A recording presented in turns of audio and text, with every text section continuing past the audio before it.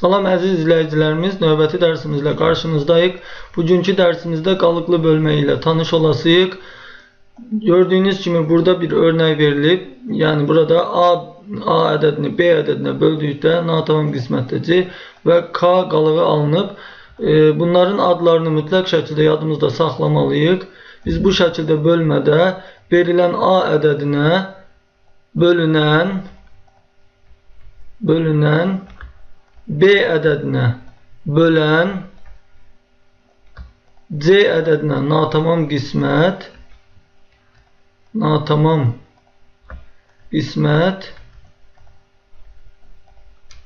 K ədədinə isə qalıq deyirik. Bir daha deyirəm, A ədədinə bölünən deyirik. Yəni bu ədəd bölünür, parçalanır. Bu şəkildə B ədədinə bölən, yəni A ədədini B ədədi bölür. Ona görə B ədədinə bölən deyirik. Və nəticədə C alınır ki, buna da natamam qismət deyirik. Yəni qalıq qaldığı üçün burada qismət tam olmur. Natamam qismət olur. Ona görə adı da elə natamam qismət olaraq adlandırılır. Və K-ya da qalıq deyirik. Bu şəkildə adlandırırıq. Bunları məsələlərdə çox istifadə edəcəyik. Ona görə bunları adlarını unutmuruq. Bəsit bir örnək üzərində göstərsəm, məsələn 11-i 3-ə bölsək, 11-də 3 neçə dəfə yerləşər? 3 dəfə yerləşər. 3-ü 3-ə vurduqda 9 və 11-dən 9 çıxsaq 2 qalar.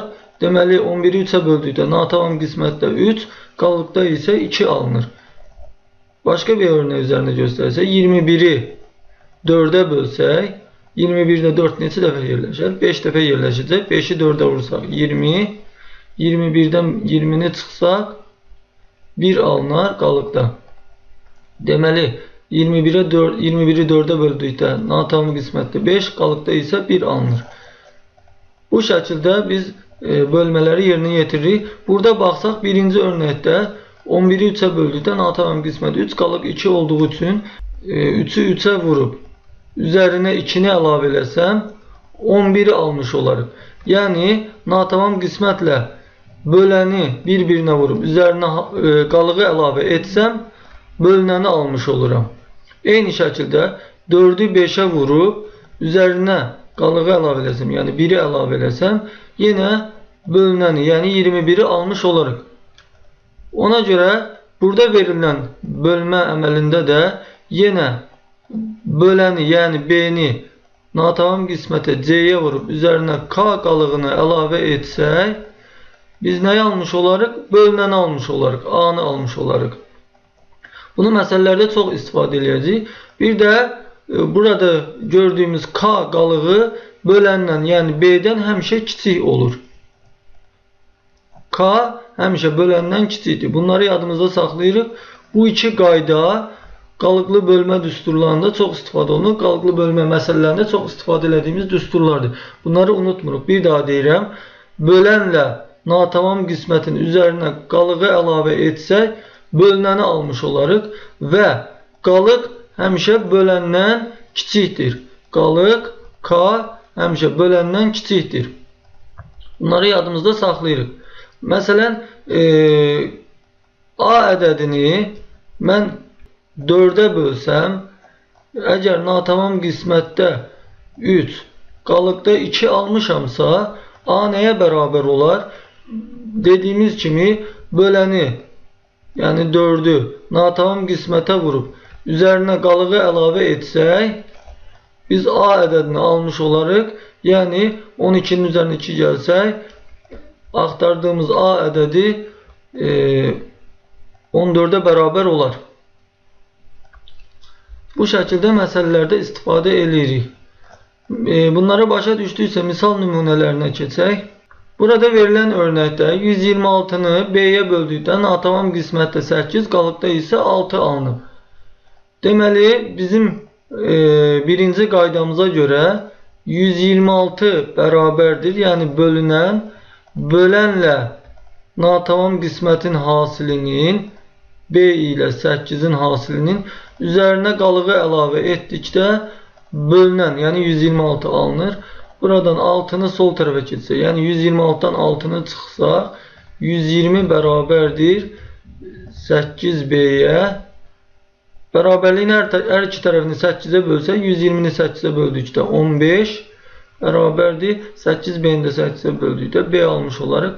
Deməli, axtardığımız B ədədi 15'e bərabərdir. Burada başqa bir üsuldan istifadə edə bilərik. Gördünüz, burada diqqət elədinizsə B vurulsun 8 üstəgəl 6 yazmışdım mən. Amma burada 8 ilə B'nin yerini dəyişdim. Yəni bu nə deməkdir? Hasildə vuruqların yerini dəyişdikdə alınan hasil dəyişməz. Ona görə mən burada 8 ilə B'nin yerini dəyişsəm yenə heç nə dəyişməz. Ona görə 126'nı 8'e bölsəm mən B ədədini almalıyam. Yenə də qalıqda 6 alınacaq. Ona görə buradan mən B'ni tapmaq üçün 126'nı 8'e bölməkdə olardı. 126'nı 8'e bölsək 12'də 8 bir dəfə 8, 12'dən 8 çıxsaq 4, 46'da 6'nı aşağı düşürürük. 46'da 8 5 dəfə yerləşəcək. 5'i 8'e vursaq 40. Yenə gördüyünüz kimi qalıq 6 alındı və natamam qismətdə 15 aldıq. Yəni B'nin yerində biz nə aldıq? 15 aldıq. Deməli B 15'e bərabərdir. Bu şəkildə də həll edə bilərik. Yəni məsələlərdə biz buradakı bölənlə natamam qismətin yerini dəyişsək, burada gördüyünüz kimi heç bir şey dəyişməz. Ona görə bu şəkildə də həll edə bilərik. Növbəti misalımıza keçək. 197'ni A ədədinə böldükdə natamam qismətdə 9, qalıqda isə K alınıb. Bu bölmə əməlinə görə biz K'nı tapmalıyıq. Biz əvvəlki misalda bildirdik ki 197'ni A'ya böldükdə natamam qismətdə 9 alınırsa biz 9 ilə A'nın yerini dəyişə bilərik. Yəni 197'ni 9'a bölsək A ədədini almış olarıq. Yenə K qalıq qalacaq. O zaman biz 197'ni 9'a bölək.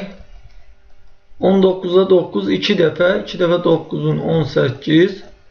9'dan 8 çıxsaq 1. 1'dən 1 çıxsaq 0. 7'ni aşağı düşürməliyik. 17'də 9 bir dəfə yerləşəcək. 1 dəfə 9'un 9. 17'dən 9 çıxsaq 8 alarıq. Deməli K'nın yerində gördüyünüz kimi biz 8 aldıq. A isə 21'e bərabərdir. Burada gördüyünüz kimi A ədədi 21'e bərabərdir.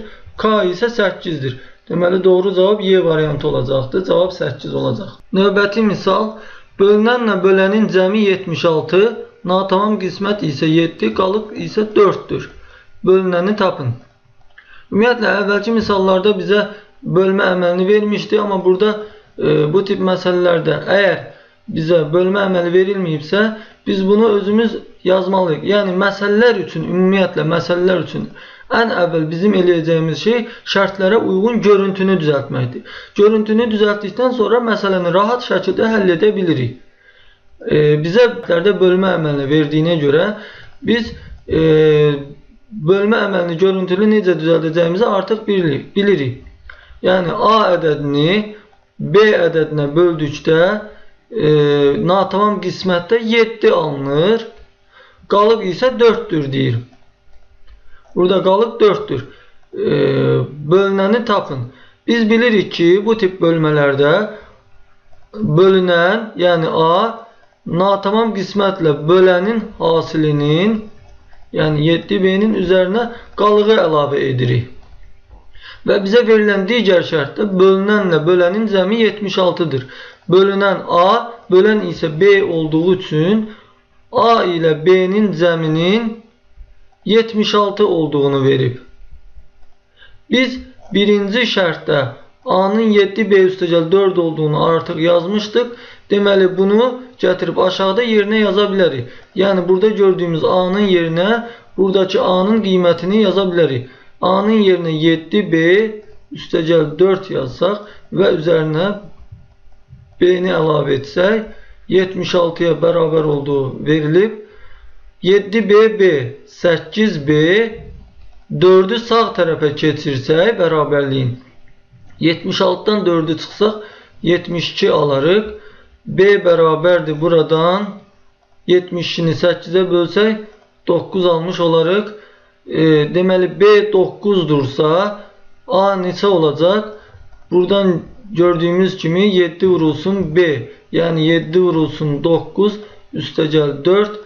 7'ni 9'a vursak 63, üstüne de 4'e əlavə eləsək 67 almış olarıq burada. Biz bu məsələni fərqli şəkildə də həll edə bilərdik.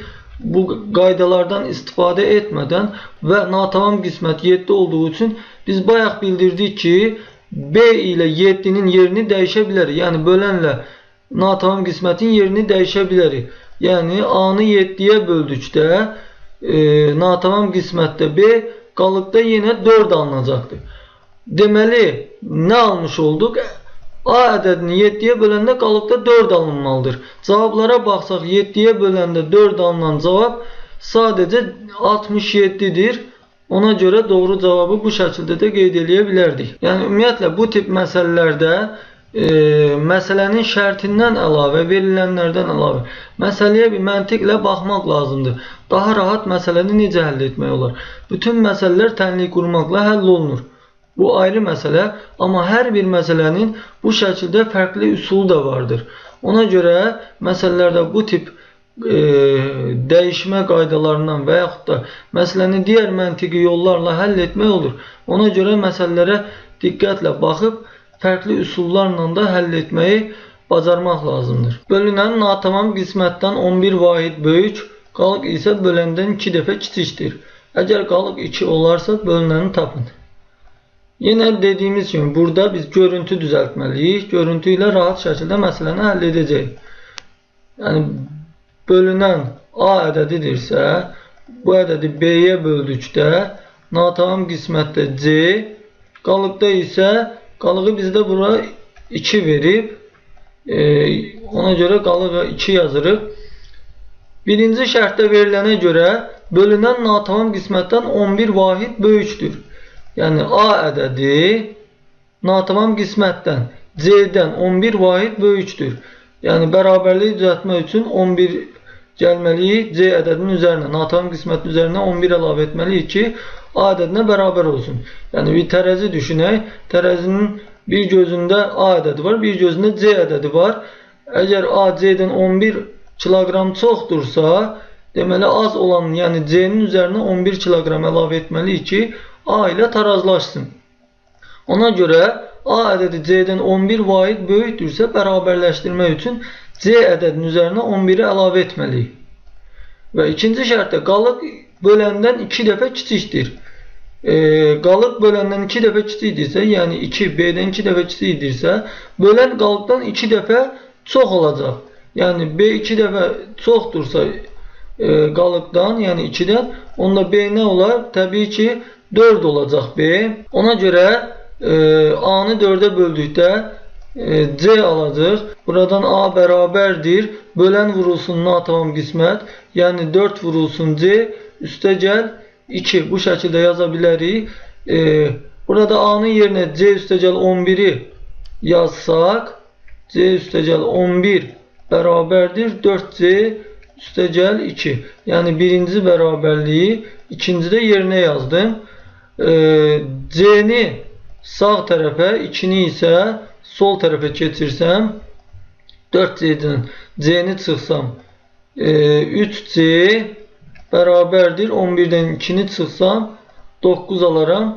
Bərabərliyin hər iki tərəfini 3'ə bölsəm C bərabərdir 3 almış olaram. C 3'dürsə 3 üstə gəl 11, A-nı da 14 tapmış olaram. Bizdən də bölünəni, yəni A-nı istəyirdi. A-nı 14 tapdıq. Doğru cavab B variantı olacaq.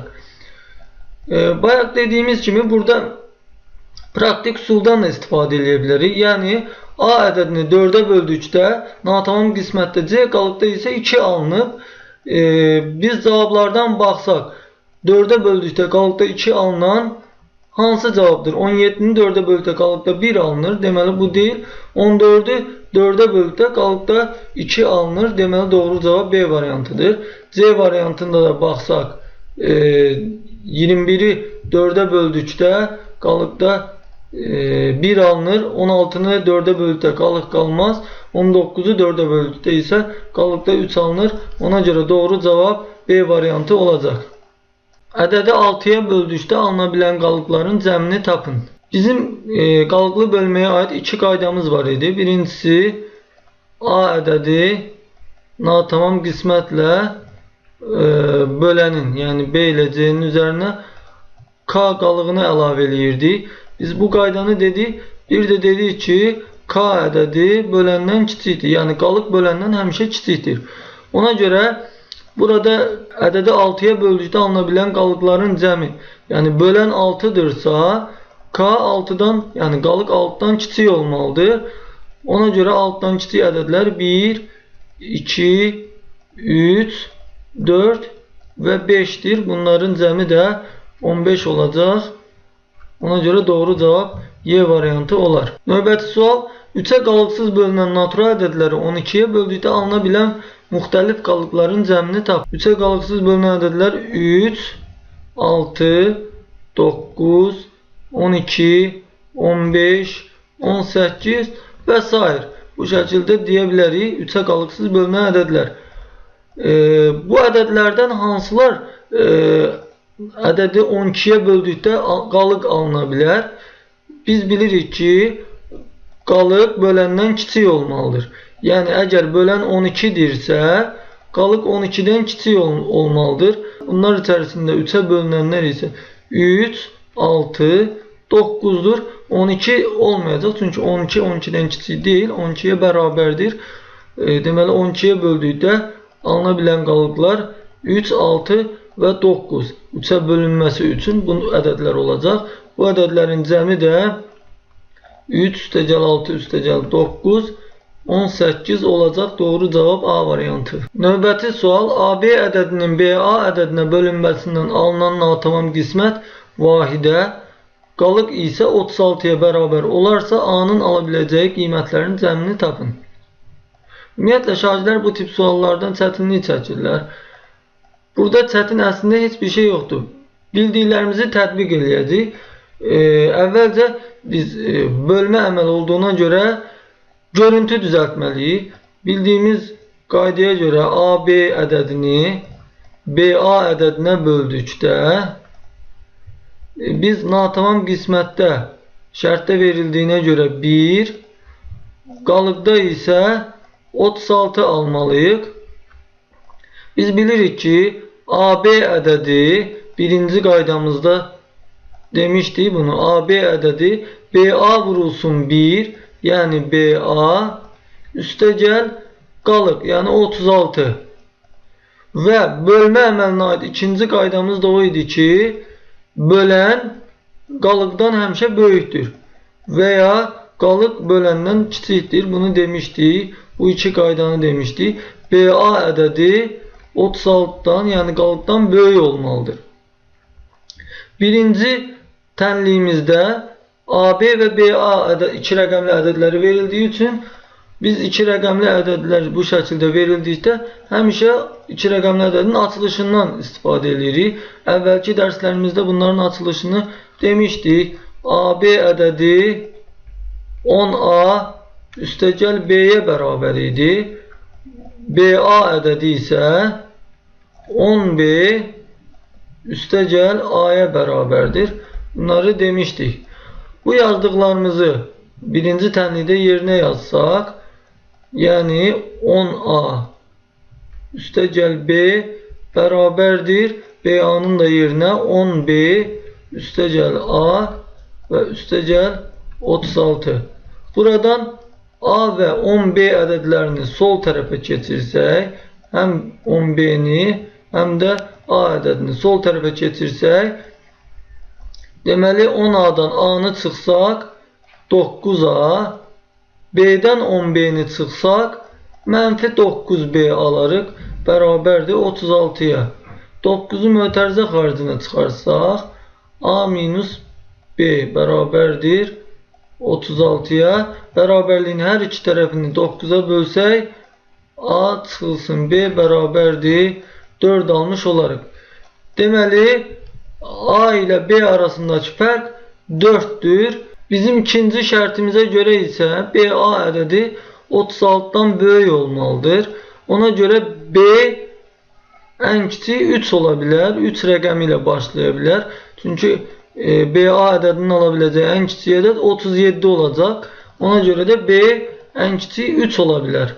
Əgər B 3 olarsa, buradakı aldığımız tənliyə görə A çıxılsın B 4 olmalıdır. Əgər B 3 olarsa, onda A 7 olacaq. Yəni 7-dən 3'ü çıxsaq 4 almış olarıq. Əgər B 4 olsa, A nə olar? B 4 olarsa 8-dən 4'ü çıxsaq 4 almış olarıq. Ona görə A 8 olar.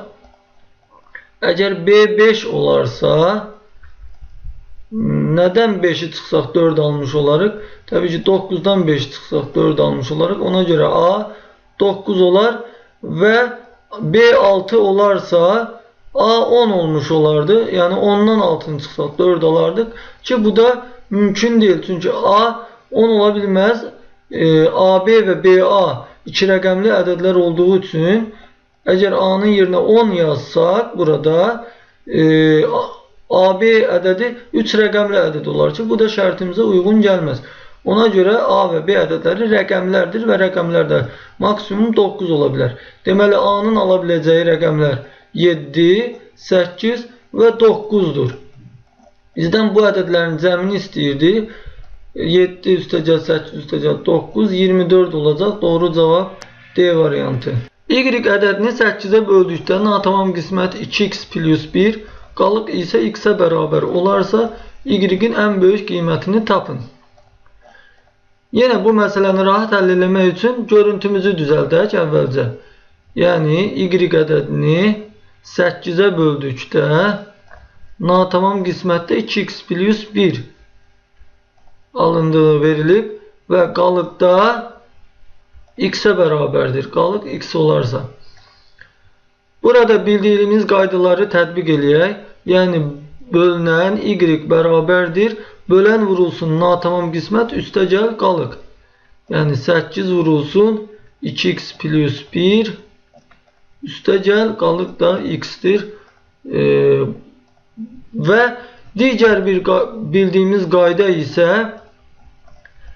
qalığın 8'dən kiçik olmasıdır. Yəni x 8'dən kiçikdir. Bizim 2 dənə bildiyimiz qayda var qalıqlı bölmədə. Bölənlə natamam qismətin A-sının üzərinə qalığı əlavə eləsək bölünən almış olarıq və bir də qalıq böləndən kiçikdir. Yəni x 8'dən kiçikdir. Bizə burada bölünənin ən böyük qiymətini istəyir. Yəni y-in ən böyük qiymətini istəyir. Biz x-ə burada gördüyümüz kimi nə qədər böyük ədəd versək, y-i o qədər böyük almış olarıq. Ona görə x-ə hansı ədədi verək ki, böyük olsun? X-in ən böyük qiyməti burada gördüyümüz kimi x 8'dən kiçik olduğuna görə x-in ən böyük qiyməti 7'dir. Onda x-in yerinə 7 yazsaq burada 2 vurulsun 7 üstəgəl 1 15. 8'i 15'ə vursaq və üzərinə yenə x 7 olduğu üçün 7'ni əlavə eləsək, deməli y-i nə tapmış olarıq? 8 15'ə vursaq 120 üstünə də 7 gəlsək 127 almış olarıq. Doğru cavab B variantı. Burada qalıqlı bölmə ilə əlaqəli praktik üsul deyəcəm. Tez-tez qarşılaşırıq biz qalıqlı bölmələrdə bu tip suallarla. Natural ədədi A-ya böldükdə qalıqda C alınırsa, həmin ədədi B-yə böldükdə alınan qalığı tapmaq üçün A ədədi ilə C ədədini toplayıb həmin ədədi B-yə bölmək kifayətdir. Yəni məsələn, natural ədədi deyək ki, natural A ədədini 5'ə böldükdə əgər qalıqda deyək ki 3 alındı. Həmin bu A ədədini deyək ki 6'ya bölsək qalıqda nə alınar? Bunu tapmaq üçün biz buradakı 5 ilə, yəni bölənlə qalığı 3'ü toplayırıq. A'ya 8 deyirik. Yəni burada gördüyümüz kimi natamam qismət 1 olacaq. Natamam qismətə 1 deyirik. Onda A bərabərdir 5 vur 1 5. Üstünə 3 gəlsək A-nı 8 tapmış olarıq. Və A-nın yerinə 8 yazsaq 8-i 6-ya bölsək qalığı 2 tapmış olarıq. Bu şəkildə yəni bu tip bölmələrdə natamam qismət həmişə 1 olur. Ona görə bölənlə qalığı toplayıb digər bizə hansı ədədə bölünməsini alınan qalığı istəyirsə həmin ədədə bölürük. Misal nümunələrimizə baxaq, daha aydın, daha rahat başa düşəsiyik. Natural ədədi 12-yə böldükdə qalıqda 7 alınır. Həmin ədədi 6-ya böldükdə qalıqda neçə alınır?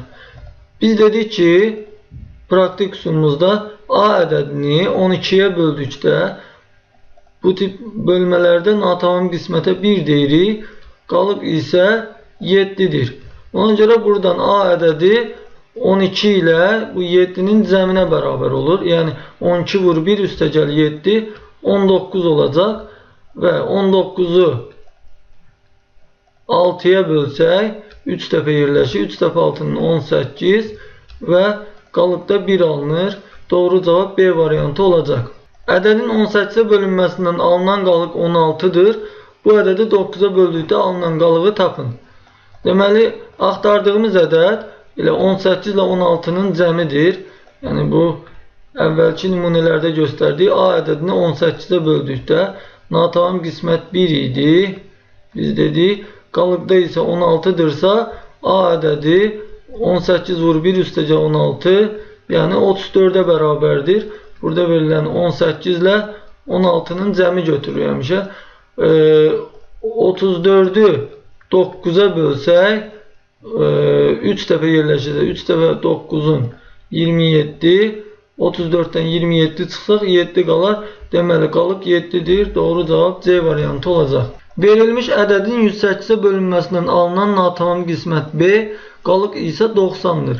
Bu ədədin 36-ya bölünməsindən alınan natamam qismət və qalığı tapın.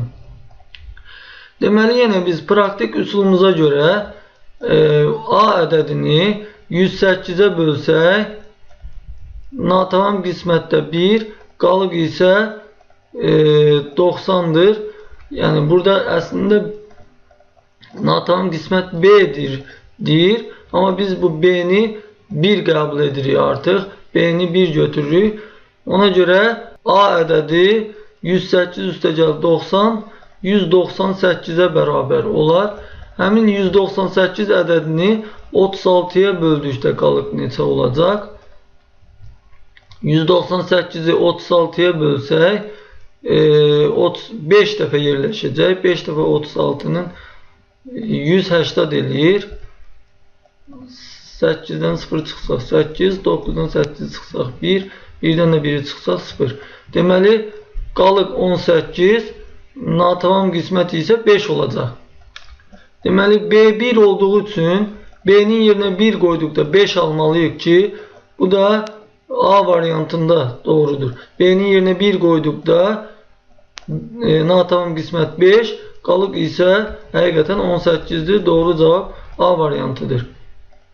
Burada Y variantına da natamam qismət 5 olur. Amma qalığı 17 verib. Deməli, Y variantı doğru deyil. Və ya qalığı 18 olan B və C variantları var. Ancaq B variantında B-nin yerinə 1 qoyduqda natamam qismət 2 alınır ki, bu doğru deyil. Yine C variantında B'nin yerinə 1 qoyduqda natamam qismət 3 eləyir. Ona görə biz natamam qisməti 5 tapdıq. Doğru deyil. Doğru cavab A variantı olacaq. A ədədinin 9-a bölünməsindən alınan qismət n, qalıq isə 7-dir. Bu ədədin 3-ə bölünməsindən alınan qismət və qalığın cəmini tapın. Yenə biz görüntünü düzəldək. A ədədini 9-a böldükdə alınan qismət n, qalıq isə 7-dir. Biz burada n-i əslində 1 götürürük. Yenə buradan A bərabərdir 9 vur 1, yəni 9 üstəgəl 7, A ədədi 16 olacaq. Bu ədədin 3-ə bölünməsindən, yəni 16-nın 3-ə bölsək, 16-nı 3-ə bölsək, 16-da 3 5 dəfə 15, 16'dan da 15 çıxsaq 1. Deməli qalığı 1 tapdıq. Natavam qisməti isə 5 tapdıq. 1 ilə 5-in cəmi də 6 olacaq. Deməli biz cavablarda 6 olan cavabı tapmalıyıq. N1 olduğu üçün 6 olan cavab C variantı olacaq. Yenə növbəti praktik üsulumuzu qeyd edək burada. A ədədinin B-yə bölünməsindən alınan qalıq C olarsa, A kvadrat üstəgəl 5A minus 3 ifadəsinin B-yə bölünməsindən alınan qalığı tapmaq üçün həmin ədədi qalığın yerinə yaz və B-yə böl. Yəni, məsələn, A ədədini 4-ə böldükdə qalıqda 2 alınarsa, A kvadrat üstəgəl 5A minus ifadəsinin 4-ə bölünməsindən alınan qalığı tapmaq üçün rahat üsul bu ifadədə A-nın yerinə qalığı qoymaqdır. Yəni, A-nın yerinə 2 yazırıq və alınan cavabı 4-ə bölürük. A-nın yerinə 2 yazsaq burada, 2-nin kvadratı 4, 5-i 2-yə vursaq 10, 3 sıxsaq, 14-dən 3 sıxsaq 11. Biz əslində 11-in 4-ə bölünməsinə baxmalıyıq ki, 11-i 4-ə bölsək 2 dəfə yerləşir və qalıq da 3 olur.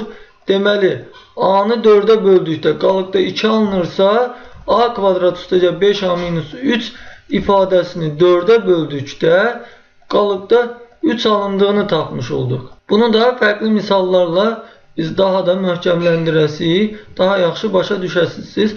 Ona görə növbəti misallarımıza baxaq. A natural ədədini 7-yə böldükdə qalıqda 5 alınır. 2A plus 3 ədədini 7-yə böldükdə qalıqda neçə alınır? Bölənlər eynidir. Burada deməli bizim dediyimiz praktik üsula görə 2A plus 3 ədədində biz A-nın yerinə 5 qoyub 7-yə bölməyimiz kifayətdir.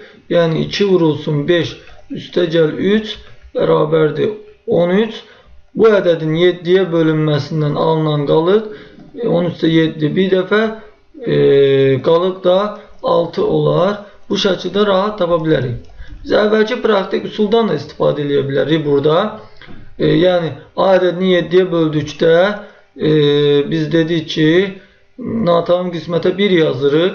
Qalıqda isə 5 alınır. Deməli A ədədi 7 vur 1 üstəgəl 5 12'dir. 12'ni burada yazıb, yine 24 üstəgəl 3 27. 27'ni 7'ye böldükdə yine qalıqda 6 alındığını görə bilərik. Amma bu hər zaman əlverişli deyil. Ona görə daha çox bu tip misallarda biz qalığı yerinə qoyub hesablayanda daha rahat olur. Növbəti misal n natural ədədini 11'ə böldükdə qalıqda 2 alınır. N kubu üstəgəl 2n plus 1 ədədini 11'ə böldükdə qalıqda neçə alınar? Burada əvvəlki praktik üsuldan istifadə edə bilərik yenə. Yəni n'i 11'ə böldükdə natavam qismətə 1 deyirik. Qalıqda isə 2 olarsa n gördüyümüz kimi 11 vurulsun 1 üstəgəl 2 13 olar. Yəni həqiqətən 13 11'ə böldükdə qalıqda 2 alınır. Burada n'in yerinə 13 yaza bilərik, amma daha böyük ədədlər alınacaq. Ona görə ikinci praktik üsulumuzdan istifadə edəcəyik. Yəni n'in yerinə qalığı yazacaq, 2'ni yazacaq. N'in yerinə 2 yazsaq 2'nin kubu 8 üstəgəl 2 vurulsun 2 4 üstəgəl 1 8 4 üstəgəl 1 13 almış olarıq. 13'ü 11'ə böldükdə bir dəfə qalıqda da 2 alınır. Doğru cavab Y variantı olacaq. Yəni bu tip ifadələrdə qalığı yerinə qoy, hesabla cavabı tapırıq və yenə verilən ədədə bölürük. Alınan qalıq nədirsə doğru cavabımız həmin cavab olacaq. Bu sonuncu misalımızdır. A natural ədədini 6'ya böldükdə qalıqda 4 alınır. A kub üstəgəl 4A ədədini 6'ya böldükdə qalıqda neçə alınır? Praktik üsulla həll edə bilərik. Ona görə bu misalı sizə həvalə edirəm. Videonun altından yorumlar bölməsindən cavabı yaza bilərsiniz. Bugünlük bu qədər. Gələn dərsimiz bölünmə əlamətləri olacaq. Gələn dərsimizdə görüşmək ümidi ilə sağ olun.